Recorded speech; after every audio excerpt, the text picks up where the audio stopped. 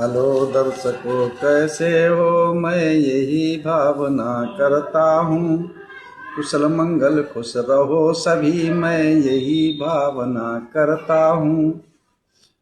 Hello दर्शकों, कैसे हो? मैं अब लाइव आ चुका हूँ, कुशल मंगल खुश रहो सभी, मैं यही भावना करता हूँ। बोलो सब्सक्राइब करो न करो ये तो आपकी मर्जी है, पर ध्यान लगा कर सुनते रहो, बस यही हमारी अर्जी है। तुम चित्त लगा कर सुनते रहो, बस यही हमारी अर्जी है। समाप्त होता है बाल बग दंपति की 75वीं गाथा पर, बाल बग की 16वीं है, आते हैं उसकी चर्चा पर। लोभ मोह ईर्षा तृष्णा, लोभ मोह ईर्षा तृष्णा, सम्माल मिले मन में जो रखता है, वो जीवन भर दुख में पड़कर भव चक्र में गोते खाता है। जिसने त्यागा मोह लोभ, जिसने त्यागा मोह लोभ और ईर्षा तृष्णा को त्याग दिया, सम्मान की चाहत रही न कभी, उसने निर्माण मोक्ष पद प्राप्त किया। जो भिक्षु या ग्रस्त चाहे, जो भिक्षु या ग्रस्त चाहे कि सुखी जीवन हो हमारा मेरा, कि सुखी जीवन हो मेरा, संसार के सुखी हो सब प्राणी, तब जीवन सफल हो तेरा। संसार के सुखी हो सब प्राणी, तब जीवन सफल होवे तेरा। राग मोह दोष तृष्णा की, राग मोह दोष द्वेष तृष्णा की इच्छा बनी रही, राग द्वेष मोह तृष्णा की जो इच्छा मन में बनी रही, सुख मोक्ष नहीं मिल सकता उसको, दुख चक्र में नैया फंसी रही। सुख मोक्ष नहीं मिल सकता उसको, दुख चक्र में नैया पड़ी रही। चलो 10 को चलते हैं। दंपति की 75वीं गाथा 75 और बाल बग की ये लास्ट गाथा है, 16वीं गाथा है। यहाँ से बार बार समाप्त होगा। तो चलते हैं ये 75वीं गाथा 75 गाथा। तथागत समय उसने किस समय कब और कहाँ कैसे उच्चारण किया, इसका कहाँ का वाक्य है, किस समय पे गाथा कही गई। एवं में सुतंग, आज मेरा थोड़ा तबीयत ढीला है।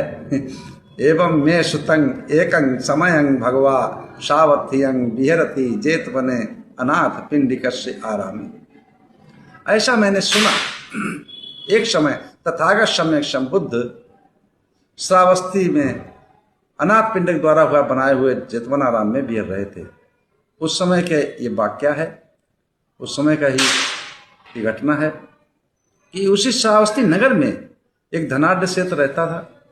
उसका एक इकलौता पुत्र था, लेकिन ये बौद्धों में पहले परंपरा चलती थी, अब भी चलती है बौद्ध देशों में, कि जो बौद्धिस्ट परिवार होता है वो अपने बच्चे को एक बार जरूर बनाता है। तो उसका एक ही पुत्र था, 7 वर्ष जिस समय हो गया तो उसने तथागत समक्ष अर्पण कर दिया। जिस समय अर्पण कर दिया तो तथागत ने सारे पुत्र को आदेश दिया और उसको श्रामणेर बना दिया। अब जो श्रामणेर था वो बुद्ध से और अपने गुरु सारिपुत्र से शील समाधि प्रज्ञा का ज्ञान सीख करके, ध्यान भावना की विपश्यना की क्रिया को समझ करके, और उसने जंगल का रुख कर लिया, वन की तरफ रुख कर लिया, और जा करके एक वन में अपनी कुटी बना करके कुटी में रहने लगा। और जब भी भिक्षाटन को जाता है, जब कोई मिल जाता है तो वो केवल प्रणाम करता, जो कोई उपासक मिल जाए, कोई ग्रस्त मिल जाए, नमन करता है, वंदना करता है, विनती करता है, तो उस एक ही आशीर्वाद देता था कि आपका जीवन सुखी हो, आपका परिवार सुखी हो, और आपका परिवार आप दुखों से छूट जाए। जहाँ भी मिले या उनके पास जाए।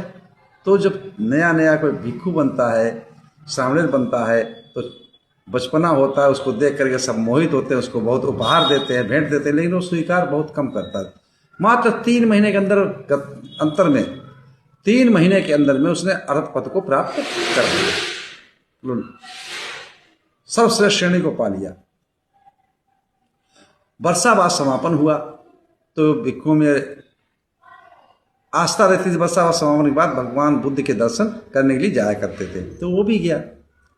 सावती जेतवन्ना राम में सारिपुत्र भी थे। इधर जो है गांव के कुछ लोगों ने कार्यक्रम रखा और सोचा कि भंते जी को किसी को बुला करके यहाँ पे अच्छे उपदेश कराएंगे, सारिपुत्र को बुला करके या भगवान बुद्ध को बुला के आमंत्रित करेंगे, उपदेश होंगे तो कितनी जनता को सुख मिलेगा, ज्ञान की बात मिलेगी, मुक्ति का मार्ग मिलेगा, मोक्ष का मार्ग मिलेगा, सुख का मार्ग मिलेगा, जीवन जीने की कला सीखने को मिलेगी, ऐसी बातें सुनने को मिलेगी। तो जाकर के तथागत सम्यक बुद्ध तो होते नहीं हैं, सारिपुत्र के जाकर के विनती करते हैं कि भाई आप ऐसा कीजिएगा, हमने आयोजन रखा है तो आप चलिए यहाँ पर तो कीजिएगा। तो सारिपुत्र कहते देखो मैं तो दूसरी जगह आमंत्रित हूँ, ऐसा कीजिएगा कि मेरा जो एक शिष्य है श्रामदेव, तो जो वन में रहता रहा तो उसका नाम था तिस्य, और इसलिए जो उसको वनवासिक तिस्य कहने लगे लोग, वनवासिक तिस्य। तो भाई वनवासिक तिस्य है वो उत्तर देगा, अरे भंते जी कहाँ आप उनको भेजोगे, उनको तो रहने दो, किसी दूसरे भिक्षु को नियुक्त कर दो। तो उनका कोई भिक्षु ऐसा है ही नहीं जो सदुपदेश दे सके, अच्छे प्रवचन सुना सके आप लोगों को। लास्ट में सहमत बन गई, चलो भाई उसी। तो उन्होंने कहा कि भाई उनको तो वो तो एक ही बात कहते हैं, जब उनसे मिलते हैं, विनती करते हैं, वंदना करते हैं, तो कहते हैं सुखी रहो, आपको दुखों से छूट जाओ, यही आशीर्वाद देते हैं। हमारे समझ तुमको ऐसे ही कुछ आता होगा, लेकिन लास्ट में जब कोई नहीं मिला तो भाई भेज दो। तो और भिक्षुक संघ के साथ जो कम जानकार थे तो वो चले, सब भिक्षुक संघ पहुंचा है जहाँ पर उन्होंने आयोजन रखा था कार्यक्रम का। तो उस जगह जाकर के आसीन होते हैं, आसन पे सभी भिक्षु संघ बैठ जाता है। और उस समय जाते समय सारिपुत्र ने समझाया अपने शिष्य को, वनवासी शिष्य को, कि देखो इन लोगों को आप इन लोगों को समझाना जाके, बताना जाके धम्म का मार्ग कि सुख कैसे मिलेगा और दुखों से छुटकारा कैसे मिलेगा, इसके उपदेश करना जाके आप। तो तिस्य बहुत खुश हुआ और जाकर के पहुंचता है तो सीलों का पालन बताता है, हैं 4 असत्यों का दुख है, लेकिन उसका दिक्कत का निवारण भी, कारण भी है। उस कारण को खोजोगे तो निवारण कर सकते हो, निवारण कर सकते तो रास्ता बताया, 8 अष्टांगिक मार्ग है। 4 असत्यों की व्याख्या की कि ये शरीर जो है, जो 4 महाभूतों से बना हुआ, जो 5 उपादान स्कंध है ना, तो और इसके जो 6 आयतन है, 7 समुदयांग है, 10 शील है, 8 अष्टांगिक मार्ग, इनका उपदेश दिया। तो जब इतना गहरा उपदेश दिया और मोक्ष के द्वार खुल गए, कोई तो सोतापन्न हुआ, कोई शक्रतागामी हुआ, कोई अनागामी हुआ। इतने उपदेश सुनकर के प्रेरणा जाग गई, उत्साहित हो गए। तो लोगों ने नाना प्रकार की उस वनवासी तिस्य को भेंट अर्पण की, उपहार दिए, डोनेशन दिया, दान दिया। और जो दान दिया, लेकिन क्या काम किया, जो वनवासी तिस्य थे उन्होंने किसी को हाथ तक नहीं लगाया और अपना पात्र चीवर ले कने में डाल और चले गए वन की तरफ। ये चर्चा जब श्रावस्ती में जेतवनाराम में पहुंच करके भिक्षु संघ पहुंचता है तो वहां चलती है। जब भगवान बुद्ध के समक्ष ये चर्चा चलती है तो भगवान बुद्ध कहते हैं, देखो कोई भी भिक्षु हो, कोई उपासक हो, कोई गृहस्थ हो, जब तक उसके अंदर ईर्षा, तृष्णा, राग, द्वेष, मोह, लोभ, लालच बना रहेगा तो उसको कभी मुक्ति नहीं मिल सकती, उसको कभी मोक्ष प्राप्त नहीं हो सकता, वो निर्वाण प्राप्त नहीं कर सकता, उसको कभी सुख प्राप्त नहीं हो सकता। इनसे निकलने के लिए अगर इन चीज़ों को त्याग देता है तो उसको सुख भी मिलेगा, मोक्ष भी मिलेगी, भगवान को भी प्राप्त कर सकता है और परिवार को भी सुखी रख सकता है, समाज को भी सुखी रखता है। उसी उद्देश्य पे इस गाथा तथागत संरक्षण बुद्ध ने कहा था। मौसम चेंज हो रहा भाई, जो है स्वास्थ्य मेरा बिगड़ रहा। चलो 75वीं गाथा पर जो दंपति की 75 75 और बालवग्ग की लास्ट गाथा है 16वीं 16। तो क्या कहते हैं तथागत समक्ष भिक्षु संघों को समझाते हुए, उपासक उपासकों सबको समझाते हुए कि अहिया ही लावो पनिषा, अहिया ही लावो पनिषा, अहिया निब्बान गामिनी, एवमे तंग अविज्ञाय भिक्षु बुद्धस्य शावको सक्कारं नाभिनंदेय विवेक मनोब्रूहवे।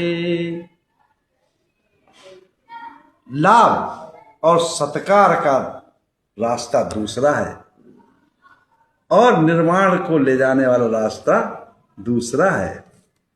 इस प्रकार से जो भिक्षु या जो साधक धर्मपरायण है, जहाँ बुद्ध के अनुयायी जो भिक्षु या जो ग्रस्त हैं, वो सत्कार की अभिनंदन कभी नहीं करते कि हमें सम्मान मिले, हैं हमारी इज्जत हो, हमें सर्वश्रेष्ठ आसन मिले, हम सबसे ऊपर देखे जाएं, सब ऐसी बात वो नहीं सोचता।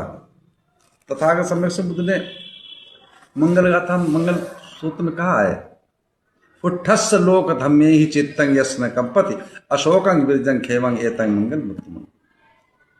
यश और अपयश, निंदा और प्रशंसा, हानि और लाभ, सुख और दुख, इनमें कभी लिप्त मत हो जाना। अगर जो लिप्त होगा वो दुख में पड़ा रहेगा, वो कभी निर्वाण प्राप्त नहीं कर सकता। यश अपयश, निंदा प्रशंसा, उसने मुझे गाली दी, उसने मुझे नीचा दिखाया है, किसी ने मेरी प्रशंसा की, बहुत अच्छा बहुत अच्छा, इसमें नहीं पड़ना। बहुत लाभ मिला, सुख खुश होना, हानि हुई दुखी होना, इसमें नहीं पड़ना है। समझ सकते चलता है, परिवर्तनशील संसार है। तो इस उद्देश्य से तथागत सम्यक शब्द ने उस समय पर ये गाथा को कहा था, जो दंपति की 75वीं 75 गाथा है और बालवग्ग की लास्ट गाथा है 16वीं 16। तो इसी साथ मैं अपनी वाणी विराम देता हूँ। आप सब लोगों को मंगल हो, कल्याण हो, सुखी जीवन हो, निरोगी काया हो, दुख दूर हो जाए, सुख से वास करो, हमेशा प्रसन्नता। आप सब लोगों को मंगल हो, मंगल हो, मंगल हो।